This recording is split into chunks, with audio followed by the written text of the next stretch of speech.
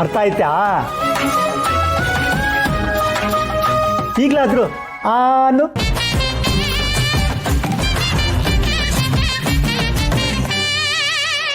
ರೀ, ನನ್ನ ಕೈಗೂ ಪೆಟ್ಟಾಗಿದೆ ಅಲ್ವಾ? ನೀವೇ ತಾನೇ ಊಟ ಮಾಡಿಸ್ಬೇಕು.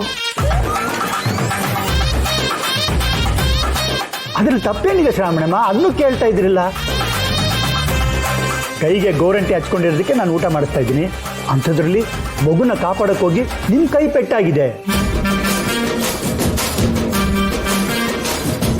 ನಿಮಗೆ ಸುಬ್ಬನೇ ಊಟ ಮಾಡಿಸ್ಬೇಕು, ಅದು ಒಂದು ಕರ್ತವ್ಯ.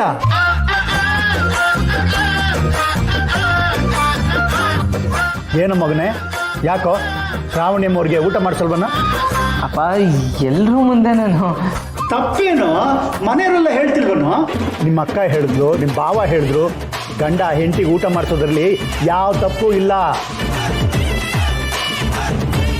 ಪ್ರತಿಯೊಬ್ಬ ಒಳ್ಳೆ ಗಂಡ ಮಾಡಬೇಕಾಗಿರೋ ಕರ್ತವ್ಯ ಕಣ ಇದು.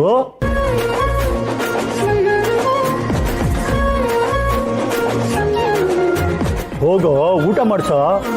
ಏನು ಮುಖ ನೋಡ್ತಿದ್ಯಾ? ವಿಶಾಲು ಹೇಳೆ.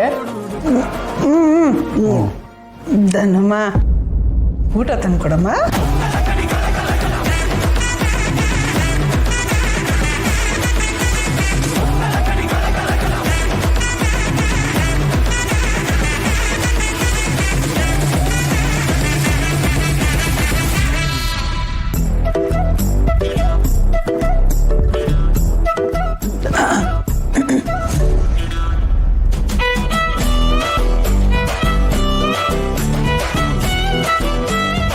ಸುಬ್ರಹ್ಮಣ್ಯ, ತಿನ್ಸಪ್ಪ.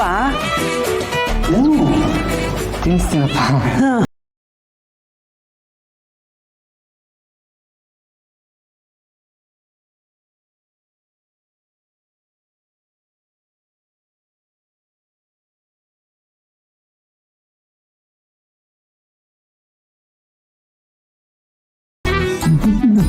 ನನ್ನ ಗಂಡ ಎಷ್ಟು ಬುದ್ಧಿವಂತ ಅಂತ ನನಗೆ ಗೊತ್ತೇ ಇರಲಿಲ್ಲ.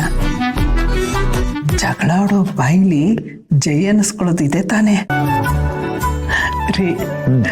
ಒಟ್ಟಾರೆ ನನ್ನ ಮಗ ನನ್ನ ಸೊಸೆಗೆ ಊಟ ಮಾಡಿಸ್ತಿದ್ದಾನಲ್ಲ, ತುಂಬ ಖುಷಿ ಆಯಿತು.